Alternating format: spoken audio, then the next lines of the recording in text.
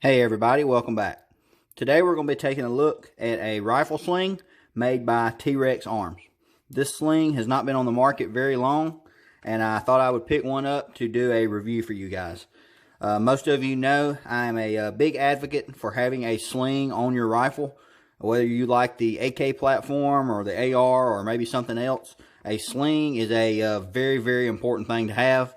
It really only takes second place to a weapon light in my opinion. With that said, this one comes packaged just real simple like you see it. Comes with a T.Rex Arms sticker. It comes with, obviously, the sling itself and also these two little bungees. I did get it in the Ranger green color. So I'm going to go ahead and remove the two little bungees that I give you. We'll look at those a little closer later. And unwrap it. And there is the sling itself. So here's the pad that will actually be rested on you. So it's got some really nice stitching. Got like a mesh material there, so that should breathe. It's a pretty thin pad, but it does seem pretty soft. I don't like having a huge pad on slings personally, so I like this kind of minimal design. It's a pretty neat idea. It does not come with any hardware on either end, as you can see. So I did pick up some QD swivels. These are made by Magpul. Normally, I like to buy the ones made by BCM, but with everything going on in the current pandemic, I couldn't find the BCM ones in stock, so I just picked these up from Magpul. So obviously, this thing is pretty long. You've got a lot of adjustment on each end, so you're going to have to kind of cut this thing to fit, depending on what kind of rifle you're running it on and what kind of mounting hardware that you're going to use. And once you get it set up and cut to fit, you can just take a lighter and burn those ends. And that way you don't have any kind of fraying or anything like that. So what I'm going to do next is go ahead and set this thing up on one of my rifles and get it all cut to length and then go from there. So I've got my hardware mounted on the sling here on both ends. And I've got it sized the way I want it to. I just wanted to show you the way I've got that looped back around through there to hold everything in place. They have a good video on their website showing exactly how to do that. And I also wanted to mention, I'm actually not going to cut this extra length off. I normally do, but I'm not on this one. What I'm going to do is I'm going to fold it back like that. And then I'm just going to tape a little bit of electrical tape and wrap around here to hold this together. Very similar to what you see here on this sling. This is a different sling that I already had. And you see the way I just kind of folded up that extra and then wrapped it up. I'm going to do that same thing on both ends of this sling. So through the magic of video editing, I now have these taped up on both ends. I think this is a pretty simple, functional way to do a sling. It also leaves me the option, because I didn't cut it, that down the road I could take this tape off and I could adjust it more if I need to.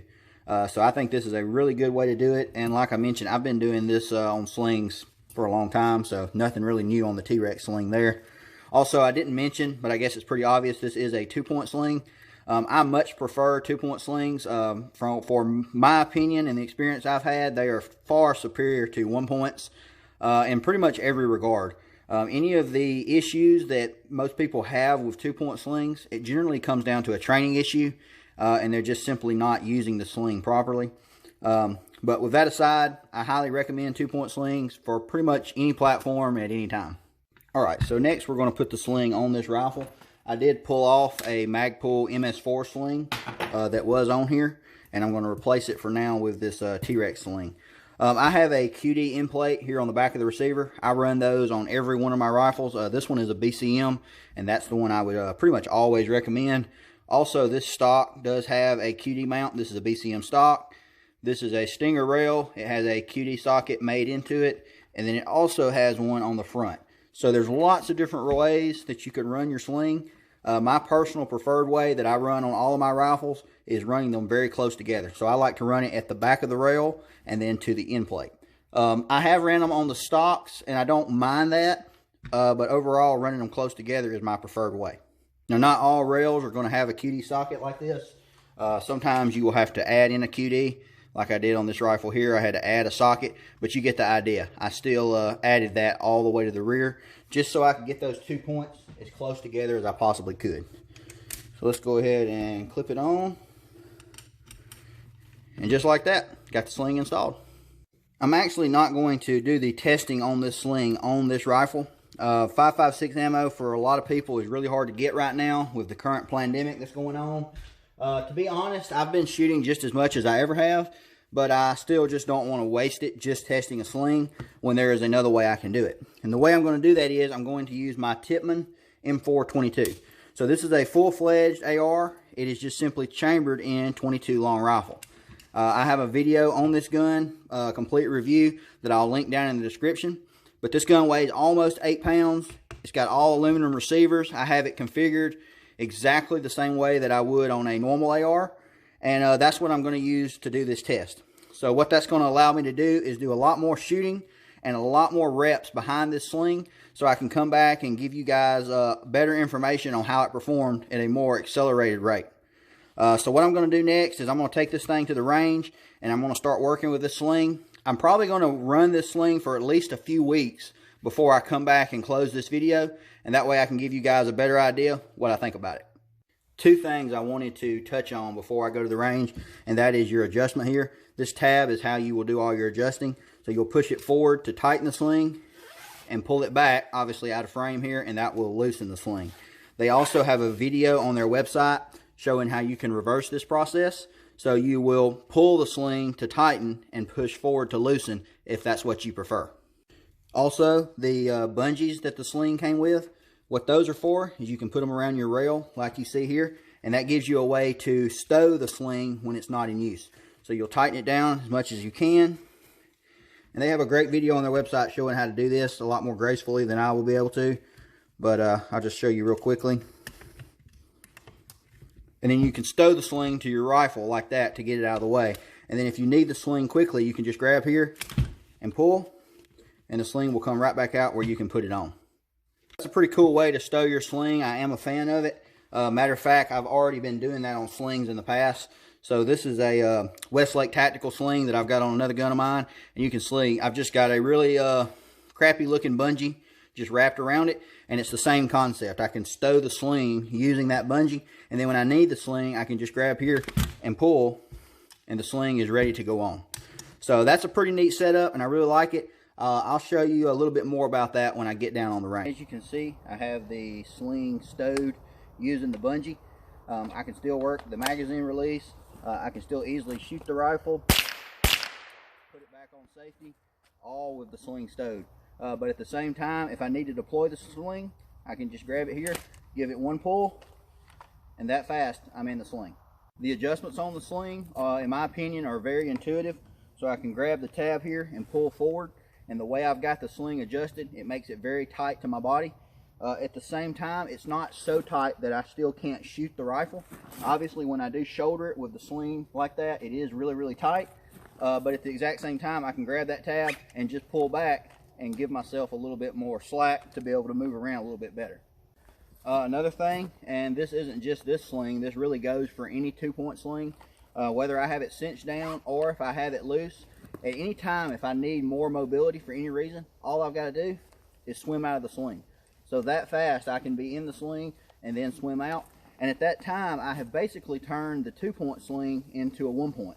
So with a setup like this, just simply swimming out of the sling gives me all the advantages of a 1-point sling, but at the exact same moment, I can go right back in it and have all the advantages of a 2-point. I can even do shoulder transitions very quickly, but then I can go right back in that sling, cinch it down, and have the gun tight to my body if I need to go hands-on. Also, I can tighten it down very quickly and have the rifle on my back. So for any reason I need that, climb a ladder, eat a sandwich, whatever it might be, I can very quickly go back and forth with this sling. Really just further stretching the point of how a 2-point sling really will do anything a 1-point sling will do, but it will also do things a 1-point sling simply can't. So what I'm going to do next is I'm just going to start running this sling a little bit. I'm going to do a lot of rifle to pistol transitions, and I'm just going to simply wear this sling as much as I possibly can and work it as much as I can to see if I can see any issues and just to simply see if I like the sling or not. I'm going to run this sling probably for at least a week down here on the range, and then I'll come back, we'll go back to the tabletop, and I'll close the video out and tell you guys what I think of it.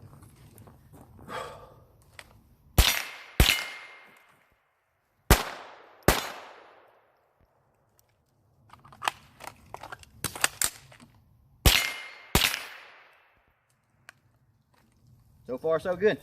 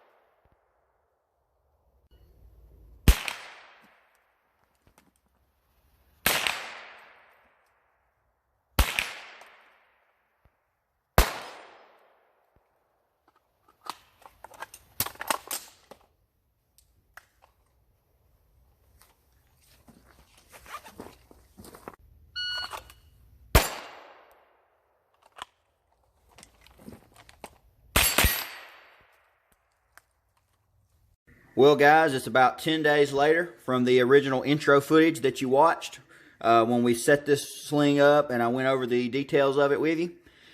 In that time, I have taken this thing down to the range literally every day and put a few mags through this rifle. Also, I did mount it up to another rifle for a short time, and I was doing some work around the property here, and I literally wore this rifle the entire day testing this sling. And I'm glad to report that I still really like it just as much as I did in the beginning. I've shot this thing hundreds of rounds at this point wearing this sling. The original footage that you watched where I was using it down on the range was the first day that I took it to the range. But I did take it down there tons of more times and doing the exact same type of drills that you saw in that footage.